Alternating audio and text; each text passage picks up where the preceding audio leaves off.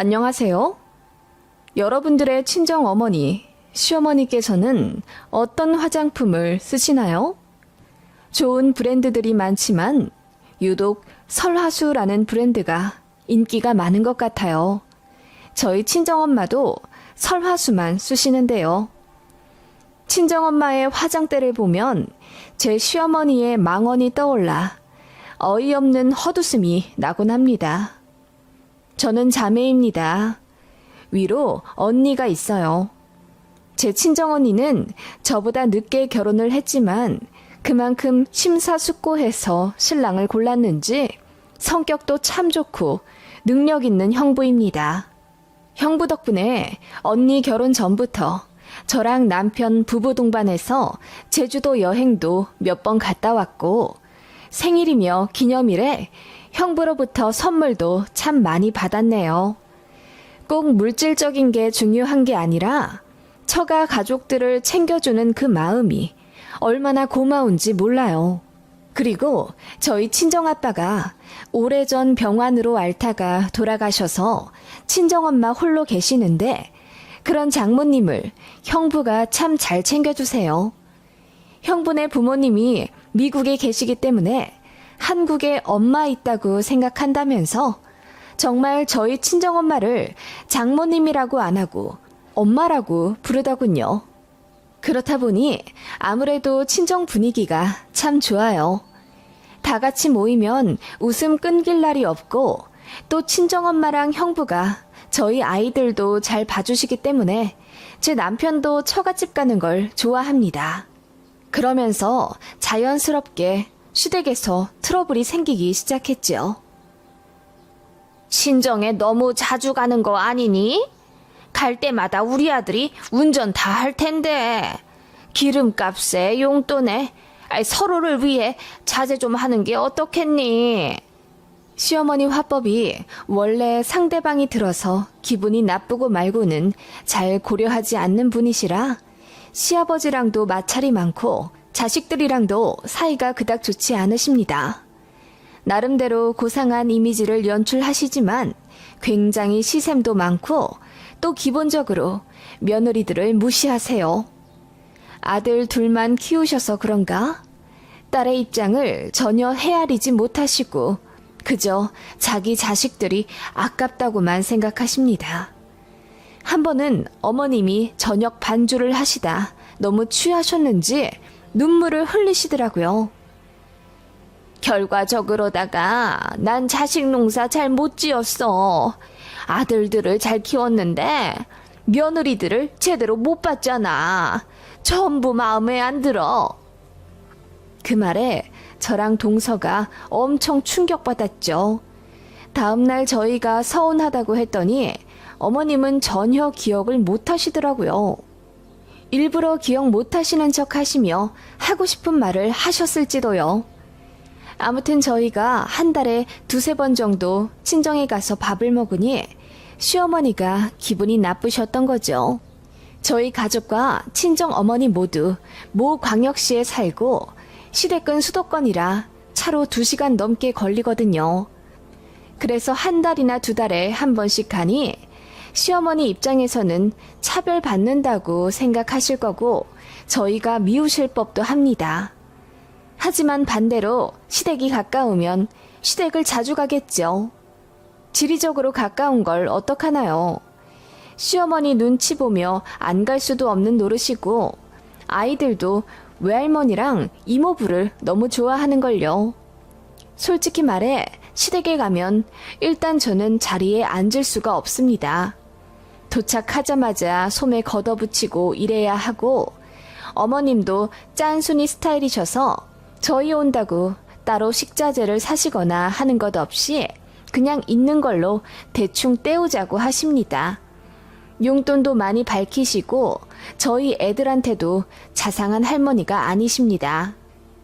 버릇 안 좋다고 혼내기만 하니 애들이 친가가는 걸 별로 안 좋아해요. 이런저런 면에서 너무나도 차이가 나는데 어머님은 그것도 모르고 그저 제가 친정만 챙긴다고 기분 나빠하시니 참 난감하더군요. 그게 몇 년 되어가니 어머님이 저희에 대한 불만이 아예 고착화되어 가기 시작했습니다. 게다가 제가 둘째를 가진 후 이를 간둔 이후부터 더 심해지셨어요.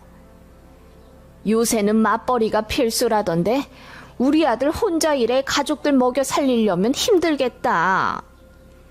토씨 하나 틀리지 않고 어머님은 그렇게 말씀하시며 눈물까지 글썽이셨어요. 늘 우리 아들 거리시는 통에 제 아들이 호칭에 헷갈려 본인을 부르는 줄 알고 대답한 적도 있답니다. 남편은 마마보이가 아닌데 어머님은 아들들에 대한 애착이 엄청나시고 프라이드도 강하세요. 저더러 전업주부 한다고 눈치 주시는데 정작 어머님이야말로 평생을 전업주부 하셔서 맞벌이가 뭔지도 모르십니다. 워킹맘이 얼마나 힘든지도 모르고요. 제가 듣다 못해 둘째가 좀 더 커야 일하죠. 첫째는 친정엄마가 어찌어찌 봐주셔서 겨우 일했지만 둘째까지 맡기기 죄송스러워요. 관절도 안 좋아지시고요. 라고 했더니 어머님이 원래 딸 낳으면 그런 것까지 감수하시는 거다. 그래서 아들 낳는 사람이 승자라고 하잖니? 라고 하시는데 정말 열받더라고요. 그리고 친정이 사이 좋은 것에 대해 질투하시는 건지 딸들만 있는 여자들이 외로우니 사위들까지 끌어들이는 거다. 일찍 사별해서 더 그렇다. 라고 하시며 저희 친정엄마를 은근히 무시하셨습니다. 그때마다 저도 기분 나쁜 티를 내며 어머님, 그렇게 말씀하시면 저도 기분이 좋지 않네요. 친정엄마가 딸이고 사위고 구분 않고 얼마나 잘하시는데요. 그리고 사별이랑 무슨 상관이에요. 라고 했더니 저는 어려서 모른다고만 하셨습니다. 그런 식으로 매사 제 친정엄마를 견제하시며 어버이날이나 명절에 돈 얼마 드리는 것까지 사사건건 간섭하려 하시니 너무 짜증나더라고요. 그래서 제가 그런 건 안 물어보시면 안 되냐고 하니 그럼 너도 어서 맞벌이 해. 네 남편 혼자 버는데 너무 아끼지 않는 것 같아서 내가 걱정돼서 그러는 거야. 라고 하시더군요. 그러면서 뭐라고 하시냐면 난 우리 아들들 좀 늦게 결혼하길 바랐어. 연애도 더 많이 하고 그러면서 여자 보는 눈도 키우고 다들 30도 전에 결혼할 줄 누가 알았겠어? 라고 하십니다. 아들들에 비해 며느리들이 잘나지 않았다 이거죠. 소위 말해 사짜 며느리가 단 하나도 없다는 것입니다. 그러기엔 제 남편이나 아주버님도 그닥 잘난 직업을 가진 것도 아닙니다. 아주버님은 공무원이고 제 남편은 중견기업 다녀요. 부서 특성상 언제 잘릴지 몰라 매년 후반기마다 전전긍긍하고요. 월급도 평범한 편이고 결혼할 때 모은 돈도 거의 없어 저랑 제 친정덕을 많이 받는데 그거 다 알면서 어머님은 곧 죽어도 자기 아들들이 세상에서 제일 잘난 줄 아시는 거죠. 제가 시어머니를 좋아할 수가 없는 이유가 바로 이것입니다. 그냥 기본적으로 며느리와 사돈을 자기보다 한 수 아래로 생각하시는 게 은연중에 매번 티가 나요. 그러던 어느 날 저희 친정어머니 생신을 맞아 괌 여행을 가게 되었습니다. 매번 언니네가 해외여행 한번 가자고 얘기를 했지만 저희는 어린애들이 둘이나 있고 형편이 그닥 여유롭지 않아 제가 확답을 하지 못한 상태였어요. 그러자 형부가 저희 비행기랑 식사비까지 모두 지불할 테니 숙소 비용만 내라고 배려해 주셔서 저희 가족, 언니네 가족 모두 모여 총 8명이 여행을 하게 된 겁니다. 이런 속사정을 모르고 그저 저희가 친정 가족이랑 놀러 가는 것만 초점에 맞춘 시어머니가 나중에 우리도 좀 데리고 가라. 어쩜 그리 네 친정하고만 부대끼며 사니? 라고 하시며 서운해 하시더라고요. 남편이 우리가 무슨 돈이 있어. 처형네가 우리 것까지 다 내주셔서 겨우 가는 거야. 엄만, 다음에 우리가 돈 좀 모으면 모시고 갈게. 라고 했는데 시어머니는 그게 거짓말인 줄 아시더군요. 니들이 돈이 없긴? 넌 그런 소리 좀 하지 마라. 그리고 감 가는데 뭐 얼마나 든다고? 누구네 말 들어보니까 거기 제주도 가는 것보다 싸다고 하더라. 그러면서 입을 대빨 내미시고 투덜거리시더군요. 그렇게 여행 다녀와서 관 기념품을 몇 개 사다 시댁에 드리니 어머님이 뭐하러 이런 걸 사와? 돈도 많이 썼을 텐데 우리 아들 언제 이래서 그 돈 다 맸구나 라며 농담인 듯 웃으시더군요. 그래서 제가 참다 못해 어머님, 이것도 다 저희 형부가 사주신 거예요. 언니 부자인 거 아시잖아요. 저희가 돈이 어딨어요. 라고 했더니 어머님 얼굴이 벌겋게 달아오르며 아무 말 안 하시더군요. 저희끼리 제주도 간 게 어머님도 너무 질투나고 속상하셨는지 저에게 대놓고 퉁명스럽게 대하시고 통화하거나 만날 때마다 빨리 맞벌이 하라고 재촉하셨습니다. 당신 아들 혼자 고생한다면서요.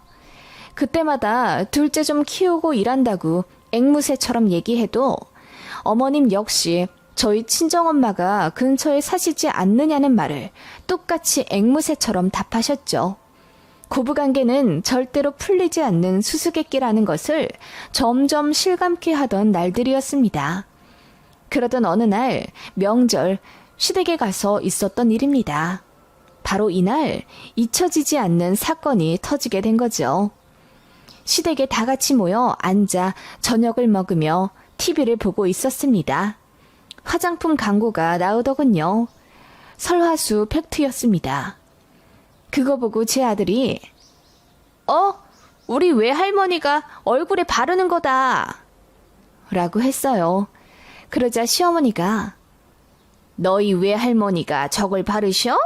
저거 꽤 비쌀 텐데 너희 외할머니 화장대에 저게 많아? 얼만큼 있어? 라고 떠보시더군요.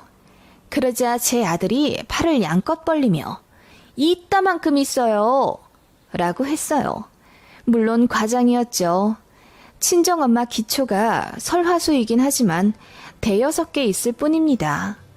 시어머니는 제 아들 이야기를 들으시더니 친정엄마가 좋은 걸 바르시나 보다. 거기도 전업주부만 평생 하셨다고 하지 않니? 중간에 파출부도 좀 나가셨다고 했나? 라고 하시더군요. 시어머니 특유의 은근히 안 싸던 까내리기가 시작되더군요. 설화수 같은 고급 화장품이랑 안 어울린다 이거겠죠. 그러시면서 난 저런 거 써본 적이 없다. 여자가 돈을 아껴야지 라고 하시더니 저를 매섭게 보시며 이러시는 거예요. 혹시 네가 친정엄마한테 설화수 사드렸니? 그러지 마라. 그러지 말라는 말에 제가 기분이 나빠서 이유를 물었더니 친정이든 시댁이든 부모님께 너무 돈 쓰지 말라는 거야. 니들끼리 잘 살아야지. 외벌이인데 돈 아껴야 하지 않겠니? 안 싸돈도 그리 생각하실 거다. 딸이 일을 안 해서 라고 하시더군요. 그 순간 저는 틀어 막았던 스팀이 터져 나오는 기분이었습니다. 어머님 걱정 마세요. 설화수 같은 비싼 화장품 전부 다 저희 형부가 사주시는 거예요. 저희 언니도 일 안 하고 전업이잖아요. 저희 중에 돈 잘 버는 사위가 누가 있겠어요. 형부가 한 달에 1,000만 원도 넘게 버니까 저희 엄마한테도 잘하고 좋네요. 제가 그렇게 이야기하자 시어머니가 저를 힐끗 보더니 애써 못 들은 척 반찬을 뒤적이시더군요. 저희 형부가 돈 진짜 많이 벌잖아요. 아시죠? 그래서 제주도 가서도 형부가 돈 다 쓰고 저희 아이들한테도 선물 아낌없이 주세요. 정작 할머니, 할아버지한테 받은 것보다 이모부한테 받은 게 더 많은 거 보면 말 다 했죠? 제가 이악 물고 이야기하자 동서가 고개를 돌려 풋 하고 웃더군요. 시어머니는 마침내 얼굴이 새빨개져서는 헛기침만 하시더군요. 어머님, 걱정 마세요. 저 친정에 돈 거의 안 써요. 어머님 말씀대로 제가 일 쉬고 있고 남편 혼자 독박 외벌이 중인데 제가 어떻게 돈을 써요. 그래도 형부라도 능력 있어서 다행이에요. 형부가 돈을 잘 벌어서 그런지 저희 언니는 시댁에서도 눈치 안 본다고 하더라고요. 애만 잘 보라고 하셨대요. 어찌나 부러운지. 제가 웃으며 이야기하자 시어머니가 마침내 자리에서 일어나 부엌으로 도망치듯 가시더라고요. 그 뒤통수에 대고 제가 저희 남편은 능력이 아직 거기까진 안 되나 봐요. 그래도 걱정 마세요, 어머님. 제가 조만간 빨리 일할게요. 라고 했더니 마침내 동서가 웃음을 참지 못하더군요. 남편도 겸연쩍은 웃음을 지었지만 저에게 뭐라고 하지 못했습니다. 제가 시어머니로부터 평소에 얼마나 스트레스 많이 받는지 알고 있었기 때문이에요. 미안해하고 있었고 제가 참는 것에 고마워해줬었는데 오늘은 어머님도 진짜 선 넘은 걸 아들인 제 남편도 알고 있었어요. 제가 참았던 폭탄처럼 어머님께 펀치를 날리자 어머님이 마침내 부엌에서 뛰쳐나오더니 그래, 니네 형부 잘나서 좋겠다. 라고 소리치시고는 안방에 들어가 저희 갈 때까지 안 나오시더군요. 삐지신 거죠. 그러거나 말거나 아무도 달래드리지 않았습니다. 그렇게 몇 주 지났을까? 제가 모르는 척 시어머니께 안부 인사차 전화드렸더니 안 받으시더라고요. 그리고는 며칠 뒤 어머님이 먼저 저에게 전화를 걸어 부재 중인 걸 못 봤다고 하시더군요. 거짓말인 거 다 압니다. 제가 너무 보기 싫어도 아쉬울 건 어머님이신 거죠. 그렇게 어머님은 아무렇지 않은 척 일상 대화하시길래 저도 그날 일에 대해 더 언급 안 했죠. 다만 달라진 것은 어머님이 그 이후로 말을 엄청 조심하신다는 겁니다. 너 또 친정 가냐? 돈 벌러 안 나가냐? 이런 말들을 일체 안 하십니다. 아마 속 엄청 쓰리셨겠죠. 만만한 며느리한테 된통 당했으니 뒤통수도 얼얼하셨을 겁니다. 그리고 어머님 자신도 자신의 경솔함을 깨달으셨을 거예요. 어찌되었건 며느리 건드려봤자 득될 게 없다고 생각하셨는지 어머님이 제대로 바뀌셨네요. 저도 나름대로 도리 더 잘하려고 노력합니다. 어쨌든 시댁도 자주 가려고 하고 이전보다 시댁에 이런저런 거 사서 택배도 자주 보내고요. 며느리 도리를 잘해야 할 말도 당당히 할 수 있다는 걸 잘 알기 때문입니다. 제 이야기 어떠세요? 사이다는 아닐 수 있어도 저 나름대로는 시어머니께 한 방 먹인 것이 속 시원하네요. 곧 시어머니 생신인데 생신 선물을 설화수 기초 세트로 할까 고민 중입니다. 안녕하세요. 몇 해 전 저희 집에 아주 큰 사건이 하나 있었는데요. 그 일을 계기로 시어머니와 절연하게 된 40대 중반의 워킹맘입니다. 세상에 내 새끼보다 귀한 건 없다지만 아무리 그래도 저 역시 누군가의 소중한 자식인데 어떻게 그런 끔찍한 생각과 행동을 한 건지 이해를 할 수가 없네요. 시어머니가 그 정도로 이기적인 분인지 제대로 다시 알았기 때문에 더는 시어머니에게 며느리 도리하지 않으며 지내기로 남편과도 얘기 끝내둔 상태입니다. 시어머니는 저를 결혼 전부터 마음에 안 들어 하셨어요. 남편은 솔직히 꽤 잘났습니다. 어릴 때부터 공부를 잘했다고 하더니 지역에서 공부를 잘하는 고등학교 들어가 거기서도 전교 10등 안에는 늘 들었다고 했고 대학도 좋은 데 들어가 공사 취업했어요. 소위 말해 제 남편은 엄친아인 거죠. 게다가 일남 일녀의 막내이니 얼마나 사랑받고 자랐겠습니까? 반면 저는 친정이 그렇게 잘 사는 것도 아니고 그렇게 대단한 직업을 가진 것도 아니었어요. 대기업에서 무기계약직으로 입사해서 월 180만 원 정도 받으며 일하고 있을 때 지금의 남편과 우연히 만나 연애를 하고 결혼까지 가게 된 케이스입니다. 제가 봐도 저희는 스펙 차이가 많이 나요. 어머님 입장에서 제가 껄끄러운 존재이시겠지요. 그렇기에 더 잘하려고 노력했습니다. 때마다 철마다 찾아뵈어 시댁 잡일, 무수리짓 제가 다 했고 시부모님 병원 가실 일 있으면 제가 자처해서 보호자 노릇했어요.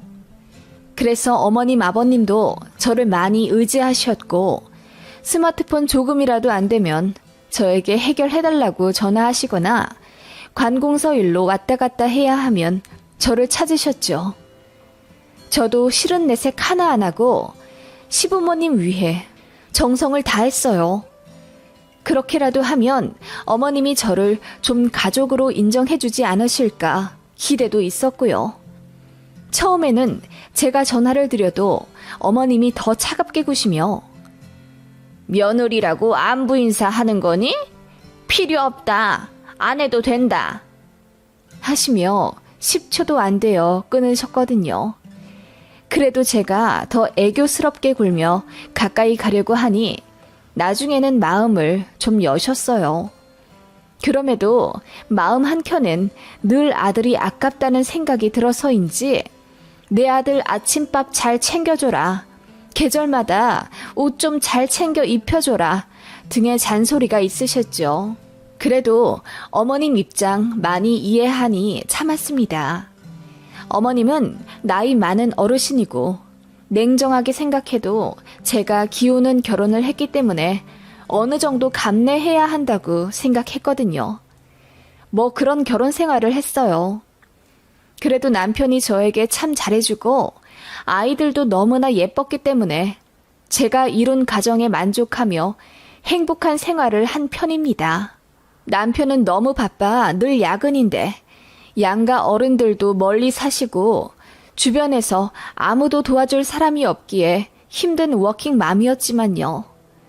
저는 회사에서 1년마다 하는 간단한 건강검진 이외에 다른 검사는 하지 않고 지냈었어요. 그러다가 30대 후반부터 부쩍 건강이 걱정되어서 종합건강검진으로 업그레이드해서 받기 시작했습니다. 3년 전 처음으로 유방 초음파 받았을 때는 아무것도 안 나오고 깨끗했었어요. 그런데 작년에는 유방 초음파에서 처음으로 이상 소견을 받았습니다. 그래서 불안한 마음으로 의사에게 가니 제 사진 결과지를 보시며 모양이 너무 안 좋아요. 제가 보기에는 암 같습니다.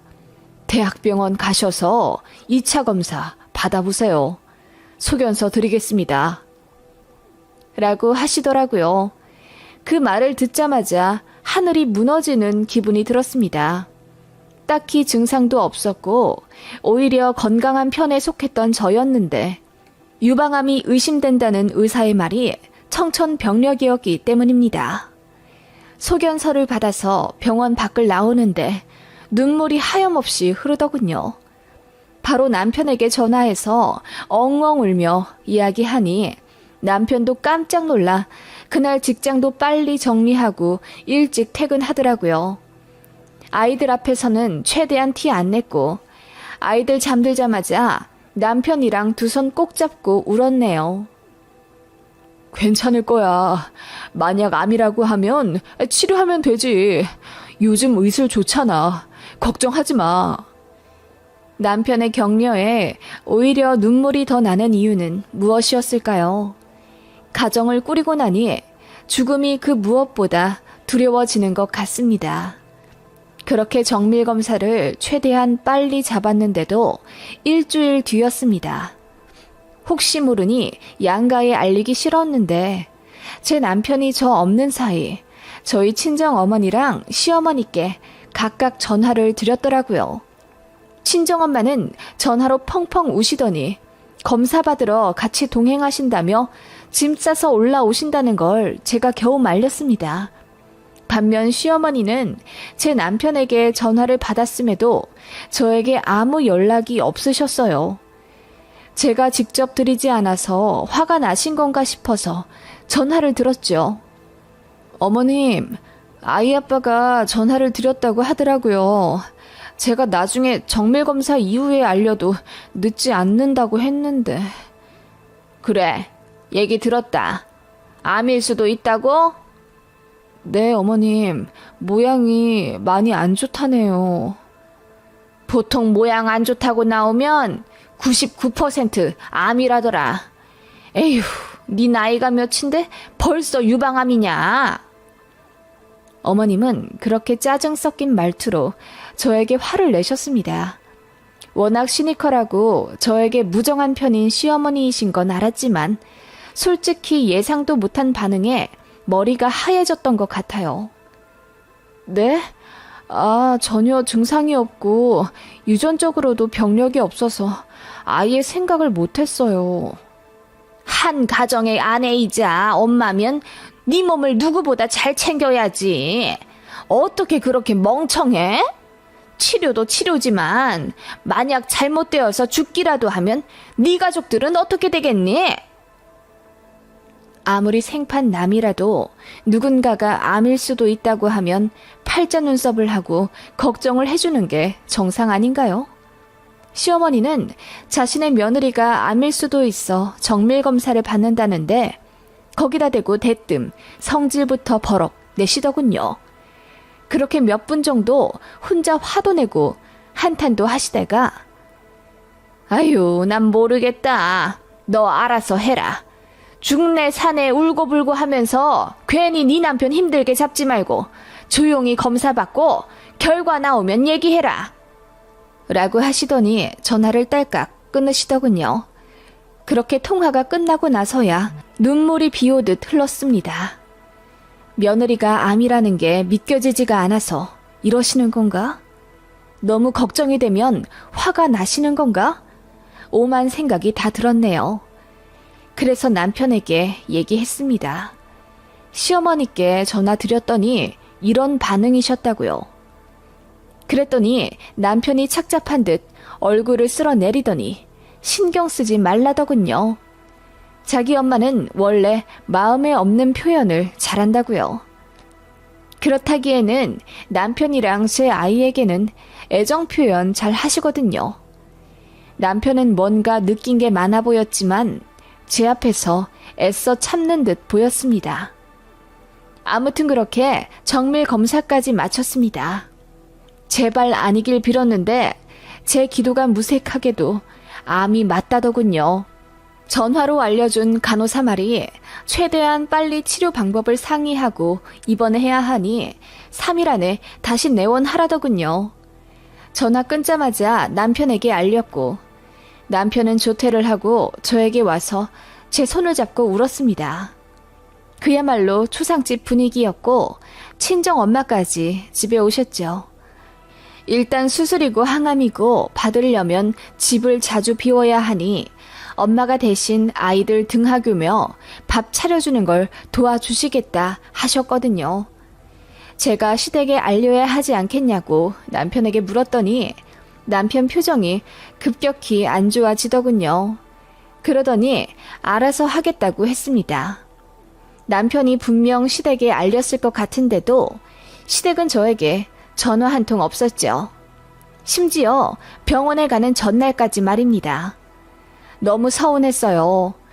우리 어머니라면 사위가 감기에만 걸려도 전화로 걱정해 주시는 분인데 말이죠. 그래도 다른 기가 막힌 사연들처럼 우리 아들 밥은 해주고 병원 가라 고 안 해주셔서 고맙다고 해야 할지 모르겠더군요. 그렇게 병원 가는 날 아침 시어머니께 전화가 왔습니다. 왜 우리 아들이랑 연락이 안 되냐? 옆에 있냐? 어머님은 제 안부는 뒤로 하고 대뜸 제 남편부터 찾으시더군요. 네, 지금 짐 실으러 주차장에 먼저 내려가 있어요. 왜 그러세요?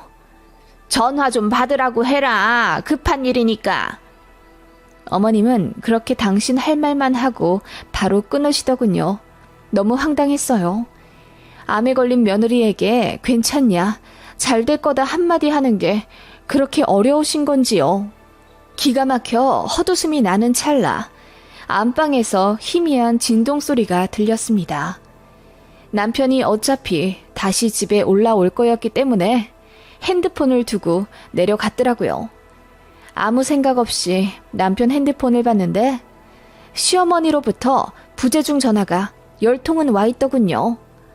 이상해서 잠금을 풀어 남편 스마트폰을 살펴보았고 저는 눈앞이 새하얘지는 경험을 하게 되었습니다. 시어머니로부터 온 문자들이 빼곡했어요. 애미 아프단 얘기는 안 했다. 그냥 이혼할 것 같다고만 했어. 너 이 기회 놓치면 평생 호랩이 된다. 거기도 재혼이라던데 애는 없다더라. 아주 착하대. 약살하잖니. 그냥 차나 한 잔 마시고 와라. 처음 봤을 땐 이게 무슨 말인가 했습니다. 하지만 쭉 보다 보니 알겠더라고요. 시어머니가 남편의 재혼 선자리를 알아봐 준 거였습니다. 처음 암 선고를 받았을 때보다 더 기가 막히더군요. 그야말로 온몸에 피가 빠져나가는 기분이라고 할까요? 제가 남편의 폰을 들고 멍하니 서 있는데 남편이 들어왔고 바로 모든 걸 눈치챈 듯 저에게 해명하기 시작했습니다. 아니, 엄마가 이상한 소리를 하더라고. 신경 쓰지 마. 우리 엄마 원래 좀 이상한 거 알잖아. 어이가 없어서 나도 대꾸도 안 했어. 아니, 그게 아니라 그냥 헛소리 하시는 거야. 알지? 남편은 얼굴까지 새하얗게 질려서는 장황하게 해명하기 시작했습니다. 남편도 시어머니에게 불같이 화를 냈다더군요. 그래서 연락을 안 받았더니 저렇게 부재중과 문자를 계속 남기시는 거라며 억울하다고 했습니다. 저는 그 순간 남편도 보고 싶지 않더군요. 그저 울면서 뛰어내려가 택시를 잡아타고 병원에 갔습니다. 얼마나 서럽고 슬프던지요. 뒤이어 남편이 차를 타고 저를 쫓아왔고 병원 문 앞에서 그리고 진료실 앞에서도 서로 옥신각신 울고불고 난리를 쳤었네요. 남편은 제발 믿어달라 울고 저는 그저 모든 것에 환멸이나 제가 암이라는 것조차 잊고 울었습니다. 어쨌든 진료는 봐야 하니 간호사에게 제 이름을 얘기했습니다. 그런데 간호사가 고개를 갸웃하더군요. 이정희 씨가 왜 오늘 예약이 되어 있지? 저희 쪽에서 연락드린 건 맞나요? 네, 맞는데요. 결과가 악성이라고 해서 오늘 수술이랑 입원 계획 잡으러 온 거예요. 오늘 이 시간으로 예약 도와주신 것 맞는데요? 이정희 씨가 악성이라고요? 제가 양성이라고 안내해드리지 않았나요? 섬유 선종이실 텐데요. 제가 차트를 봐서 기억하거든요. 간호사는 무언가 잘못되었다는 듯 당황하며 다른 간호사들과 얘기를 나누기 시작했어요. 그리고는 저에게 아주 미안한 표정을 지으며 정말 죄송합니다. 동명이인의 나이도 같아 연락이 바뀌어 갔나 봐요. 이런 일이 정말 없는데 죄송합니다. 환자분은 검사 결과 간단한 섬유 선종이시고 내원 날짜는 다음 주예요. 라고 사과하시더군요.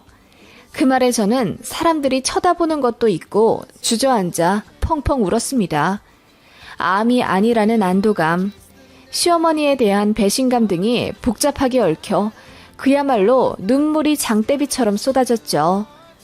그렇게 집에 오는 내내 남편은 죄인이 되어 제 눈치를 보기 바빴죠.